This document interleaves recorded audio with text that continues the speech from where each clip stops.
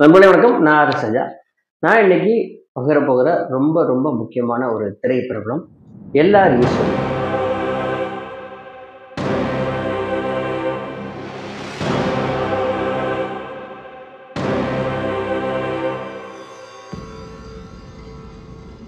LR Eswari அப்படின்னாலே இசையை ரசிக்கும் எல்லாருக்குமான ஒரு ஈஸ்வரி அப்படின்னு நம்ம சொல்லலாம்.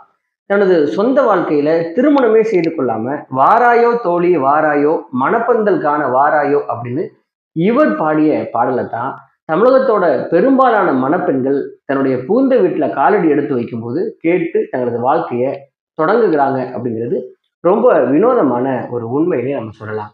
சென்னை எழும்பூரில் உள்ள அரசு மகப்பேறு மருத்துவமனையில தான் இவர் பிறந்தார். ராமநாதபுரம் மாவட்டம் பரமக்குடிக்கு அருகே இருக்கிற இளையான்குடி அப்படிங்கிற ஊரை பூர்வீகமாக கொண்ட இவரது குடும்பத்தினர் வயிற்று பிழைப்புக்காக சென்னையில குடியேறி இருக்கிறாங்க.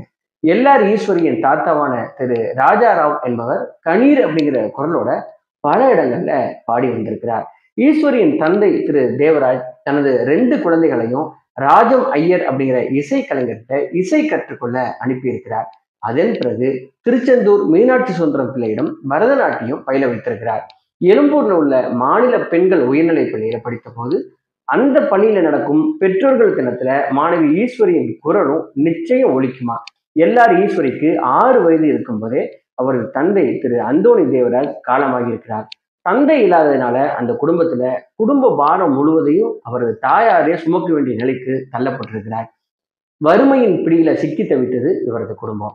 ஈஸ்வரியின் தாயார் நிர்மலா சென்னையில் உள்ள ஜெமினி ஸ்டுடியோவில் கூட்டத்தோடு கூட்டமாக கோரஸ் பாடி சம்பாதிக்க ஆரம்பித்திருக்கிறார். சினிமாவில் கோரஸ் பாடி அதுல கிடைத்த மிகச் சொற்ப வருமானத்தை கொண்டு என்னதான் குடும்பத்தை காப்பாத்தினாலும் அந்த பணம் அவருடைய வாய்க்கும் வயிற்றுக்கு மட்டும்தான் சரியா இருந்தது. ஈஸ்வரியின் தாயாரால ஈஸ்வரிய 10ஆம் வகுப்பு வரைக்கும் மட்டும்தான் படிக்க வைக்க முடிந்திருக்கிறது. வறுமையும் குடும்ப சூழலும் ஈஸ்வரியை பாடாப்படுத்தியதால் தான் மேல் படிப்பு படிக்க முடியாம 10ஆம் வகுப்போடு படிப்பை நிறுத்திவிட்டு தன்னுடைய தாயாருடன் சேர்ந்து வேலைக்கு செல்ல வேண்டிய நிலைக்கு இவர் தள்ளப்பட்டிருக்கிறார். 16 வயதே ஆன ஈஸ்வரி தன்னுடைய தாயாருடன் சேர்ந்து சினிமாவில் கோரஸ் பாட ஆரம்பித்திருக்கிறார். இன்ப நாளிலே இதயம் பாடுது என்ற பாடலை ஜிக்கி குழுவினர் பாடியிருக்கிறாங்க.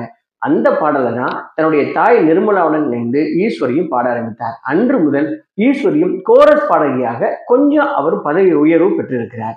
கோரஸ் பாடல் எப்பொழுதுனாலும் தன் தாயார் எப்படி பாடுகிறாரோ அதை பார்த்து அவரை போலவே சிறுமி ஈஸ்வரியும் கோரஸ் பாடி வயிற்று பிழைப்பை ஓட்டி வந்திருக்கிறார். இவருடைய குரல் ரொம்ப தனித்துவமான குரலாக இருந்ததால அப்படி ஒரு முறை திரு ஏபி நாகராஜன் தயாரித்த வடிவுக்கு வளைகாப்பு அப்படிங்கிற திரைப்படத்திற்கு கோரஸ் பாடுவதற்காக தன்னுடைய தாயாருடன் இவர் போயிருக்கிறார். அந்த பாடலுடைய இடையே வரும் ஹம்மிங்கிற்கு குரல் கொடுக்க வேண்டிய பெண் அன்னைக்கு வராததுனால தற்செயலா ஈஸ்வரி அந்த பாடலுக்கு ஹம்மிங் கொடுத்திருக்கிறார். இதுவே இவர் சினிமாவில் முதல்ல கொடுத்த குரலாக மாறியது. உனக்கு நல்ல குரல் ஒன்று இருக்குது, நீ எதிர்காலத்துல பெரிய பாடகியாக வருவ அப்படின்னு பாராட்டி விட்டு போயிருக்கிறார் அந்த இசையமைப்பாளரும் இயக்குனரும். அன்றைக்கு இவருக்கான கதவை காலம் திறந்திருக்குது அப்படின்னு தான் சொல்லணும். அந்த நாளிலிருந்து இந்த நாள் வரைக்கும் இவருடைய குரல் மகத்தான குரல்னு நம்ம ஒத்துக்கொள்ளலாம். தயாரிப்பாளரின் பாராட்டு மழையில் நடைந்த ஈஸ்வரி மகிழ்ச்சியின் எல்லைக்கு போயிருக்கிறார். தனது குடும்ப கஷ்டமெல்லாம் இனி போயிடும்னு அவர் நினைத்திருக்கிறார். லூர்து மேரி ராஜேஸ்வரி அப்படிங்கிற பெயர் சினிமாவுக்கு ஒத்து வராது அப்படின்னு நினைத்த தயாரிப்பாளர் திரு ஏபி நாகராஜன் ராஜேஸ்வரி அப்படிங்கிற பெயரை சுருக்கி எல்ஆர் ஈஸ்வரி அப்படின்னு பெயர் வைத்திருக்கிறார். தயாரிப்பாளர் திரு ஏபி நாகராஜனும் வி.கே. ராமசாமி இணைந்து லட்சுமி பிக்சர்ஸ் அப்படிங்கிற திரைப்பட நிறுவனம் ஒன்றை தொடங்கி அதுல நல்ல இடத்து சம்பந்தம் அப்படின்னு ஒரு திரைப்படத்தை எடுத்திருக்கிறாங்க. திரு ஏபி நாகராஜன் தனது தயாரிப்புல உருவான நல்ல இடத்து சம்பந்தம் என்ற படத்துல பாடல் ஒன்றை பாடி தருமாறு ஈஸ்வரி கிட்ட கேட்டிருக்கிறாங்க. புது பெண்ணே நிமிர்ந்து பாரு, உன் பிறந்த இடத்தை மறந்து விடாதே, நினைத்து பாரு அப்படிங்கிற பாடலை சிறப்பாக பாடி சினிமா பாடகியாக அறிமுகம் கண்டார் எல்ஆர் ஈஸ்வரி. அதன் பிறகு பாசமலர் படத்திற்காக வாராயோ தோழி வாராயோ மணப்பந்தல் வாராயோ அப்படிங்கிற பாடலை பாடி புகழ் பெற ஆரம்பித்தார். பட்டத்து ராணி பார்க்கும் பார்வை, ஆட வரலாம், இழந்த பழம் பளிங்கினால் ஒரு மாளிகை, அடி என்னடி உலகம், அதுல எத்தனை கலகம், காதோடு தான் நான் பாடுவேன் அப்படின்னு பல சிறப்பான பாடல்கள் அவர் பாடியிருக்கிறார். முத்து குளிக்க வாரியலா, அவளுக்கு என்ன அழகிய முகம், மணமகளே மருமகளே வா, பட்டிக்காடா பட்டணமா, கேட்டுக்கோடி உரிமை மேளம் போன்ற ஏராளமான வெற்றி பாடலை பாடி புகழின் உச்சிக்கே இவர் போனார். என்னதான் புகழின் உச்சிக்கே இவர் போனாலும் அந்த புகழ் அடைவதற்கு இவருக்கு வயது 35 கடந்து விட்டது. தனக்கென்று சொந்தமாக ஒரு வாழ்க்கையே வேண்டாம் அப்படின்னு முடிவெடுத்த இவர் திருமணமே கடைசி வரை செய்து கொள்ளாமல் தன்னுடைய தங்கை மற்றும் தம்பியின் குடும்பத்தையே தன்னுடைய குடும்பமாக நினைத்து இவர் வாழ ஆரம்பித்தார். தொலைக்காட்சி நிருபர் ஒருவர், உங்க தங்கைக்கு கூட திருமணம் ஆகிவிட்டது, உங்களுக்கு எப்போது திருமணம் அப்படின்னு ஒரு முறை கேட்டபோது, நான் தான் சங்கீதத்தையே திருமணம் செய்து கொண்டு விட்டேனே, பிறகு எனக்கு எதுக்கு இன்னொரு திருமணம் அப்படின்னு வேடிக்கையாக இவர் பதில் கூறியிருக்கிறார். விஜயபாஸ்கர் இசையில நன்னா கண்ட எள்ளி அப்படிங்கிற படத்தில் இடம்பெற்ற ஒரு பாடலுக்காக 14 மொழிகள்ல பாடி சாதனையும் இவர் படைத்திருக்கிறார். கச்சேரி மேடைகள்ல இவர் பாடும்போது சில சமயம் உணர்ச்சி வசப்பட்டு பாடலுக்கு ஏற்ப ஆடுவதும் உண்டா. அதை பார்த்து திரைப்படத்துல நடித்திருக்கலாமே அப்படின்னு சிலர் கேட்பாங்களாம். அப்படி கேட்கும்போது தான் இவர் சொன்னது, திரையுலகில் ஒரு பாடகியாக இருந்தாதான் இன்று வரைக்கும் மரியாதையுடன் இருக்கிறேன், நடிக்க வந்திருந்தா வயசாயிடுச்சுன்னு ஓரமா உட்கார வச்சிருப்பாங்க அப்படின்னு இவர் நகைச்சுவை தகுந்த அந்த உண்மையை சொல்லியிருக்கிறார். எல்லார் ஈஸ்வரி சேலை கட்டும் விதமும் அவர் பேசும் தொனியும் அவர் ஒரு சிறந்த பெண்ணியவாதி என்று நமக்கெல்லாம் உணர்த்தும். ஆண்களின் ஆதிக்கம் மிகுந்த திரையுலகத்துல ஆண்களுக்கு இணையான உரிமை அடைய துடிக்கும் ஒரு பெண்ணின் குரல் எல்லார் ஈஸ்வரி குரலா சொல்லலாம். மறைந்த முன்னாள் முதல்வர் ஜெயலலிதாவிற்கு அழகாக பொருந்தி போனதுல எந்த ஆச்சரியமும் இல்லை இவருடைய குரல். தங்கள் மேல் எறியப்பட்ட அவமான கற்களை வெற்றி படிக்கட்டுகளாக மாற்றியவர்கள் இந்த 2 பேருமே. திரு குன்னங்குடி வைத்தியநாதன் இசையில உலகாலும் உமையவளே என்ற பாடலின் மூலம் தனது முதல் பக்தி பாடலை இவர் பதிவு செய்தார். அம்மன் பாடல்கள் என்றாலே அது எல்லார் ஈஸ்வரி பாடியதாகத்தான் இருக்கும். தமிழ்நாட்டுல எந்த ஊர்ல அம்மன் திருவிழா நடந்தாலும் அங்கு எல்லார் ஈஸ்வரியின் கணீர் குரல் நிச்சயம் இருக்குன்னு நம்ம அடிச்சு சொல்லலாம்.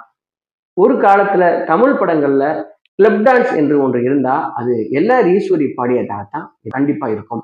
அதே போல அதற்கு நேர்மாறா அம்மன் பாடல்கள் என்றாலே அதுவும் எல்லார் ஈஸ்வரி பாடியதாகத்தான் இருந்தது. இருவேறு துருவங்களையும் தன்னுடைய குரலால அரசாட்சி செய்த பட்டத்து ராணி தான் இந்த எல்லார் ஈஸ்வரி. பக்தி பாடலாக இருந்தாலும் சரி, இல்ல அது குத்து பாடலாக இருந்தாலும் சரி, தன்னுடைய கணீர் அப்படிங்கிற காந்த குரலால அனைத்து விதமான ரசிகர்களையும் காந்தம் போல கவரக்கூடியவர் இவர். தன்னுடைய வாழ்க்கையில திருமணமே செய்து கொள்ளாம, மணமகளே மருமகளே வா வா, உன் வலது காலை எடுத்து வைத்து வா வா அப்படின்னு இவர் பாடிய பாடல் தான் தமிழகத்தின் பெரும்பாலான மணப்பெண்கள் தங்கள் புகுந்த வீட்டிற்கு போகும்போது அங்கு வரவேற்பு பாடலாக இன்றைக்கும் கேட்டு மகிழ்றாங்க. அறிஞர் அண்ணாவை பற்றி இவர் பாடிய எதையும் தாங்கும் இதயம் அப்படிங்கிற பாடலை கேட்ட எம்ஜிஆர், கலைஞர் அறிஞர் அண்ணாவை பிரிந்த துயரத்துல அந்த இடத்திலேயே கலங்கி கண்ணீர் விட்டு கதறி அழுதிருக்கிறாங்க. இந்த குரல் அப்படிப்பட்ட மகத்தான குரல். கோடிக்கணக்கான மக்களுக்கு ஒரு தனி மனுஷியோட குரல் பிடிக்குதுன்னா அதுக்கு காரணம் கண்டிப்பா நம்ம எல்லாம் மீறி ஒரு சக்தி தான் சொல்லணும். அந்த இறை சக்தி தான் என்னுடைய இசை சக்தியா இருக்கு. என் உயிர் இருக்கும் வரை நான் பாடிக்கிட்டே இருப்பேன், பாட்டு தான் என்னுடைய உயிர், பாட்டு தான் என் மூச்சு அப்படின்னு அடிக்கடி இவர் சொல்லுவார்.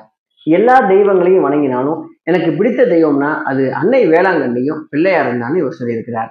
என்னுடைய மனம்தான் கோயில்னு நினைப்பேன், நம்ம மனசுக்கு பதில் சொல்லணுங்கிறத நான் முழுமையா நம்புறேன் அப்படின்னு இவர் சொல்றார். ஆலயமணி படத்துல சிவாஜி கணேசனின் கல்லெல்லாம் மாணிக்க கல்லாகுமா அப்படிங்கிற பாடலுக்கு எல்லார் ஈஸ்வரி கொடுத்த ஹம்மிங்க யாராலும் மறுக்கவே முடியாது, மறக்கவும் முடியாது. கற்பூரன் ஆகியே கனகவல்லி மாரியம்மா எங்க மாரியம்மா, உன்னை வணங்குகின்றோம் கருமாரியம்மா, அன்னபூரன் ஆகியே அப்படின்னு இவர் கருமாரி போன்ற பல அம்மன் பாடல்கள் காலத்தால அழிக்க முடியாதவை அப்படின்னு சொல்லலாம். இந்த குரல்ல அப்படிப்பட்ட ஒரு காந்தம் இருக்கும். மூத்த பாடகியான இவர் இளைய தலைமுறை பாடல்களுக்கு வழிவிட்டு சினிமாவிலிருந்து நீண்ட காலம் ஒதுக்கி இருந்தார். அப்படிப்பட்ட சூழல்ல தான் 55 வருடங்களுக்கு பிறகு மீண்டும் மூக்குத்தி அம்மன் அப்படிங்கிற திரைப்படத்திற்காக மூக்குத்தி அம்மனுக்கு பொங்கல் வைப்போம் அப்படிங்கிற பாடலை பாடி தொடங்கினார். முறைப்படியான சங்கீத பயிற்சி இல்லாமலே மகத்தான இசையை தன்னுடைய சலிக்காத குரல்ல சளைக்காம வழங்கி வரும் இவருக்கு கலைமாமணி விருது போன்ற ஏராளமான விருதுகள் கிடைத்திருக்கிறது.